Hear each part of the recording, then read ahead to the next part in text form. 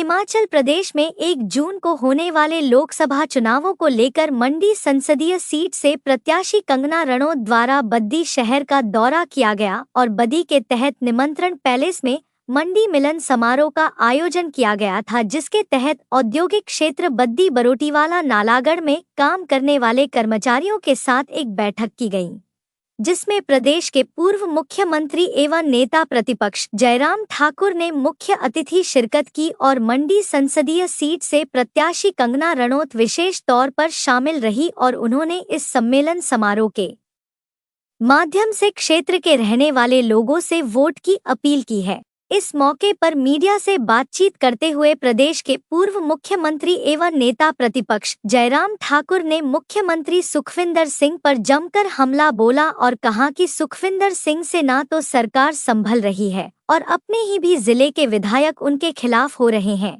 इसमें किसी का क्या कसूर है? उन्होंने कहा कि सरकार बनाना एक बात है, संभालना चलाना एक बात है। प्रदेश के मुख्यमंत्री ना तो सरकार संभाल पा रहे हैं और ना ही उसे चला पा रहे हैं।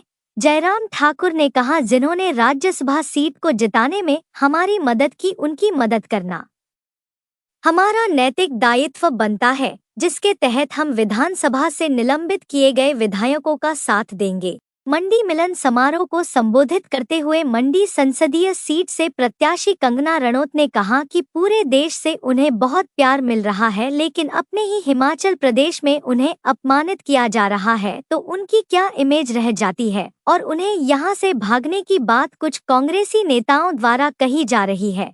उन्होंने कहा कि किसी एक के खराब होने जाने से पूरा प्रदेश खराब नहीं हो जाता है। उन्होंने राहुल गांधी पर तंज करते हुए कहा कि यह कांग्रेस के लोग बिगड़े हुए हैं और उनका एक नेता कह रहा है कि मैं चांद पर आलू उगाऊंगा, लेकिन जब संसद में वह जाता है तो पीएम नरेंद्र मोदी को जफी लगता है। उन्होंने कहा कि मैं भी वैसी ही लड़की हूं जैसे देश की अन्य लड़कियां मांस की बनी होती है। उन्होंने मिलन समारोह के तहत लोगों से वोट की अपील की है।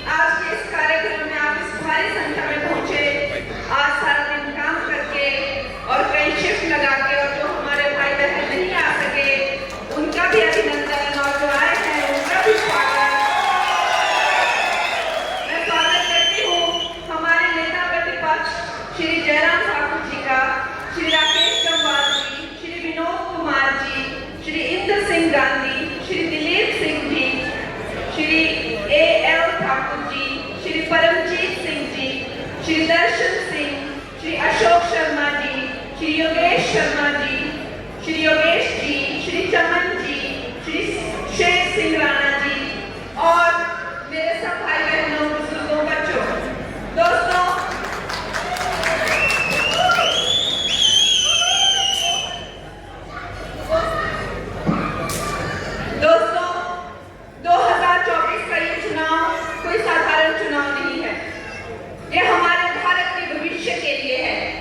जैसा आप जानते हैं, मैंने कई बार ये कहा है और अब हर जगह ये बात चल रही है कि एक तरफ तो बिगड़े हुए शहजादों का गुट है और एक तरफ सच्चे सनातनी तपस्वी योगी, इस देश के महान गरीब की संतान, समाज यशस्वी प्रधानमंत्री हैं। दोस्तों, आपने देखा कि जब आपकी बहन, आपकी बेटी मेरा नाम जपाया, तब से इन लोगों ने जिस तरह का व्यवहार किया है, सारा देश देखकर थूक रहा है। दोस्तों, आप जानते हैं कि मुझे सारे देश से ही बहुत प्यार मिलता है, चाहे मैं राजस्थान चली जाऊं, चाहे गुजरात, चाहे मैं आसाम चली जाऊं, चाहे बंगाल, चाहे महाराष्ट्र चली जाऊं, चाहे हिमाचल, हर जगह से मुझे दोस्तों ऐसा सौभाग्य रहा है कि हमेशा प्यार मिला है। लेकिन आज जब सारा देश देखता है कि हिमाचल की बेटी को हिमाचल में ही इतना अपमानित किया जाता है दोस्तों, तो हमारी क्या ही इमेज रह जाती है। मुझे कहते हैं कि ये अपवित्र है, इसे यहाँ से भाग जाना चाहिए, यहाँ से चले जाना चाहिए। दोस्तों, लेकिन मैं चाहती हूँ कि मीडिया वाले सिर्फ यही खबरें डालते हैं, आज की ये छवि दिखाएं जहाँ मेरे भाई बहन जितनी तालियां बजा रहे हैं, जितनी सीटियां बजा रहे हैं, यहाँ पर कुछ कह पाना और सुन पाना दोनों ही असंभव है। ये किसी एक के खराब हो जाने से पूरा प्रदेश खराब नहीं हो जाता। और खैर, ये तो बिगड़े हुए लोग हैं। एक जो शहजादा है दिल्ली में, वो कहता है कि मैं चांद पर आलू उगाऊंगा। फिर एक दिन वो पार्लियामेंट में जाता है और मोदी जी को जब भी पहले फिर क्या करना तुम्हारा भाई, कितना कार्टून, केड़ा जोकर। आप ना राजनीति का एकदम उसने कॉमेडी शो बनाया हुआ है। एक वो है, एक हमारे यहाँ पे भी है छोटा बप्पू चिट्टू शहजादा।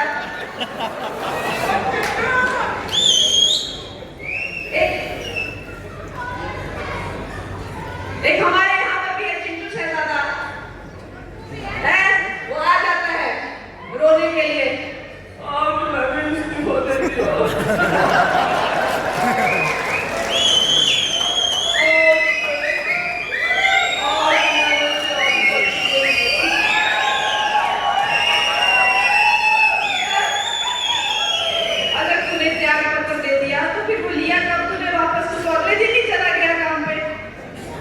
फिर कहते हैं कि सोनिया गांधी और प्रियंका गांधी और राहुल गांधी इनसे नहीं समझ सकती सरकार जी, बिल्कुल बेकार है।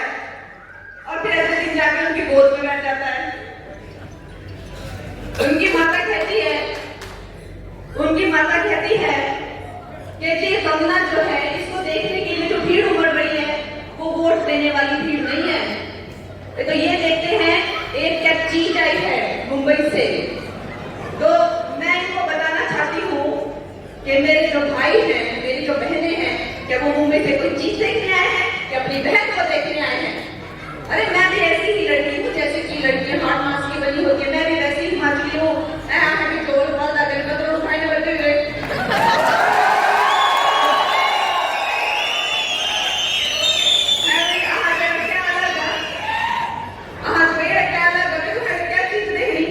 तो दोस्तों, इसका जवाब जो है आपने 4 तारीख को इसका जवाब देखना है कि आप लोग अपनी बहन को, और जैसे हमारे प्रधानमंत्री कहते हैं कि मैं प्रधान सेवक हूँ, वैसे ही मैं भी आपकी सेवक हूँ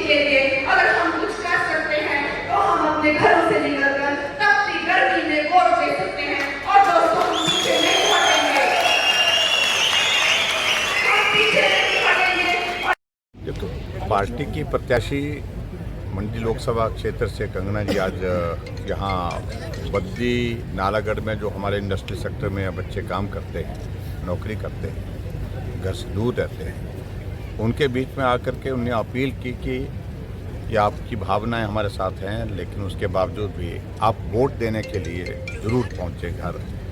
कई बार क्या होता है कि काम के लिए घर से बच्चे निकले हैं तो वोट देने के लिए नहीं आ पाते हैं, और इस लोकतंत्र के पर्व में आप सब आकर के पूरा सहयोग करें, और सारा सहयोग तभी पहुंच पाएगा जब सब आप लोग अपने अपने मतदान केंद्र पर पहुंचेंगे, मतदान करेंगे।